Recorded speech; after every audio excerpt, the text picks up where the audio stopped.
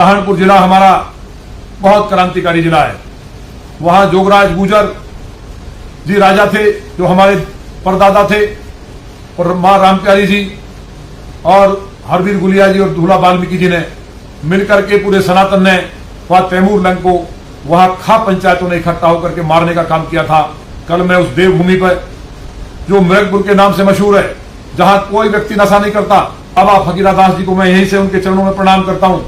उन्होंने वहां तप किया और पूरे गांव को, बहुत बड़ा गांव है और इतना बहादुर गांव है, कोई व्यक्ति 6 फुट से कम नहीं है। और अगर आन की बात आ जाए तो अकेला मृगपुर पूरी सरकार को हिलाने का काम कर सकता है, इतना ताकतवर गांव मेरा। बाबा फकीरा दास जी का आशीर्वाद है। कोई बीड़ी तक नहीं पीता है, प्याज लहसुन और नशे की बात छोड़ दीजिए, नशा तो वहां दूर दूर तक नहीं होता है। ऐसा आदर्श गांव है।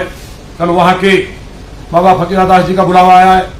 वहां के समाज के जो हमारे मुखिया हैं, ग्राम प्रधान है, पूर्व और हमारे आरएसएस के लोग हैं, पूज्य अतुल कृष्ण भारद्वाज जी, जिनकी कथा का अमृत वचन जो अमृतपान है वो लौनी में भी आप लोगों ने किया है। वही मान्य हमारे परम पूज्य अतुल कृष्ण भारद्वाज जी व्यास जी महाराज, कथा कल से शुरू हुई है।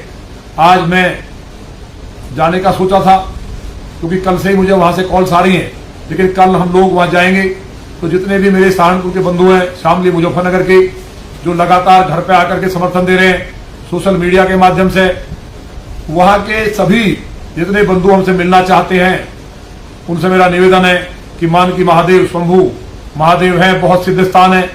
मैं पहले मानकी गांव जो हमारा अपना परिवार का गांव है, वहां हम लोग रहेंगे, वहां देवादिदेव महादेव के दर्शन करेंगे। उसके बाद मेरा जो कार्यक्रम है वो मृगपुर गांव जो सुरमाओं का गांव है, शेरों का गांव है, अगर उस गांव ने हुंकार भर दी तो पतलून ढीली हो जाती है। देवबंद में जो दंगा करने वाले हैं, उस बहादुर गांव की पूरी इस भूमि को मैं प्रणाम करने जा रहा हूं, बाबा फकीरा दास को प्रणाम करने जा रहा हूं। तो वहां राम कथा में हम कथा भी सुनेंगे बैठ करके, 3 बजे से लेकर के 6 बजे तक कथा सुनेंगे। 1 घंटा में समाज के सभी बहन और भाई जो वहां मिलना चाहते हैं, जो एक एक व्यक्ति मानता है कि जो मैं लड़ाई लड़ रहा हूं वो वास्तव में राम राज्य की स्थापना के लिए, सनातन के लिए मेरी लड़ाई है। मैं नंगे पैर हूं, बहुत लोगों ने वहां से भी कहा, कुर्ता पहनने की बात कही तकलीफ में, लेकिन जब मैंने निवेदन किया कि भगवान श्री राम 14 साल तक वन में रहे थे, वो जो मूर्ख इस तरह की कुर्ते पे भी कमेंट कर रहे हैं, उनका तो नाश होगा, बेड़ा गर्क हो जाएगा, क्योंकि उन्हें मेरे तप का पता नहीं है कि जो तप हम कर रहे हैं, जो हम भगवान श्री राम जो साक्षात रामचरितमानस मां जानकी और भगवान राम के रूप में होते हैं, वो इतना पवित्रतम ग्रंथ है, उसको खंडित करने का नशे में कोशिश की, लेकिन मैं उनसे बचा करके उनका हाथ नहीं लगने दिया, चाहे मैं गिरा। उसके लिए वो लोग अभिनंदन करना चाहते हैं। मैं मानकी महादेव जी के दर्शन करूंगा, उसके बाद मृगपुर गांव में 4 घंटे रहूंगा, तो सभी से मिलकर के अगली रणनीति की बात करेंगे।